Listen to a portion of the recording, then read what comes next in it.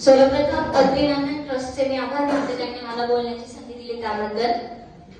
मित्रांनो, महाराष्ट्राचा जो इतिहास लिहिला तो कोणी ऐऱ्या-गैऱ्यांनी नव्हे, तर महाराष्ट्राचा इतिहास लिहिला हिरव्या पिवळ्या शालीनं, तलवारीच्या खणखणाटीनं आणि घोड्यांच्या टापानं, शाहिराच्या डफानं। परंतु हा संपूर्ण इतिहास घडविला छत्रपती शिवाजी महाराजांनी।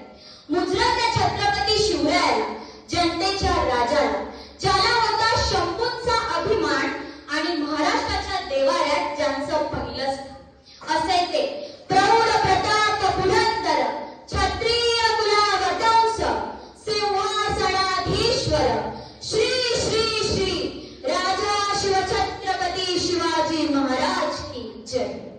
कष्टकरी शेतकऱ्यांचा, दीन दुबळ्या दलितांचा आणि त्या दिल्लीच्या तख्तालाही घाम फोडणाऱ्या माझ्या जिगरबाज मर्द मावळ्यांचा हा महाराष्ट्र।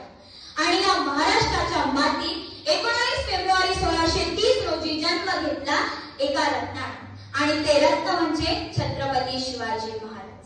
आपणा सर्वांना माहीतच आहे, आपण इयत्ता 4थी मध्ये महाराष्ट्राचा संपूर्ण इतिहास हा अभ्यासला आहे। त्यांचा जन्म शिवनेरी किल्ल्यावर जिजाऊ व शहाजी राजे यांच्या पोटी झाला। मित्रांनो, त्यांनी महाराष्ट्राचा हा इतिहास सुवर्ण अक्षरांनी लिहिला। महाराजांनी नेहमी स्त्रियांचा आदर केला, आणि इथे जमलेल्या स्त्रियांसाठी मी म्हणू इच्छिते की अगं तलवारीपेक्षा तीक्ष्ण तुझ्या या नजरेची धार आहे, अगं तलवारीपेक्षा तीक्ष्ण तुझ्या या नजरेची धार आहे, महाराष्ट्राची वाघीण तू जिजाऊंची लेक आहे। मित्रांनो, मला तुम्हाला एक प्रसंग सांगावासा वाटतो। एकदा महाराजांचे प्रधान दादाजी आणि त्यांचे मावळे हे एका राज्यात गेले। तेथे मल्लम्मा देसाई नावाची एक ठेकेदारी होती।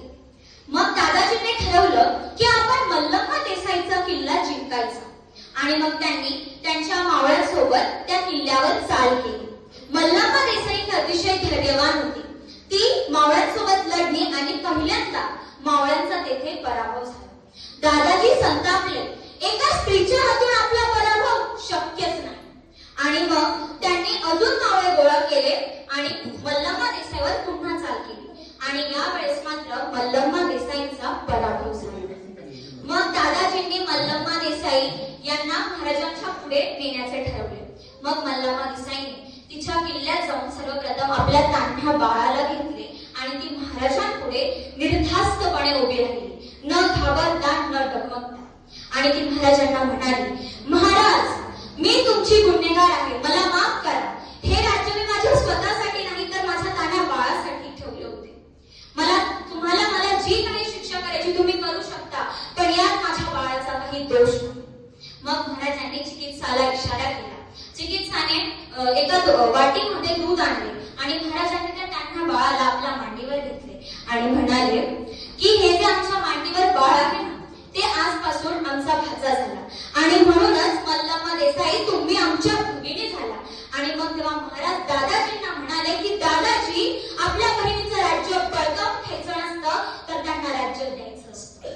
आणि तेव्हापासून, त्या प्राचीन काळापासून महाराजांनी स्त्रियांचा, आपल्या भगिनींचा आदर करायला आपल्याला शिकवले। अजून एक प्रसंग मला तुम्हाला सांगावासा वाटतो। आज इतकी वर्ष उलटली तरी महाराजांचा दरार हा फक्त भारतात नाही तर संपूर्ण देशात आहे। 5-6 वर्षांपूर्वी इटलीचे पंतप्रधान आपल्या भारत भेटीसाठी आले होते, आणि मग त्यांना काही गाईड्सने प्रश्न विचारला की तुम्हाला प्रेमाचं प्रतीक असणारं ताजमहल बघायचं की सोन्याचं प्रतीक असणारं गोल्डन टेम्पल बघायचं? मग ते इटलीचे पंतप्रधान म्हणाले की मला तुमचं प्रेमाचं प्रतीक असणारं ताजमहलही नको आणि सोन्याचं प्रतीक असणारं गोल्डन टेम्पलही नको। माझ्या देशात ज्या राजाचा इतिहास शिकवला जातो ना, त्या राजांचा मला रायगड बघायचा। मित्रांनो, महाराजांची ही स्तुती आपण नेहमीच ऐकत असतो, पण महाराजांची जयंती साजरी करणं ही फक्त साजरी करण्यापुरतं मर्यादित नको, तर महाराजांचे गुण, त्यांनी दाखवलेली जी दिशा आहे त्या दिशेत आपण मार्गक्रमण केलं पाहिजे।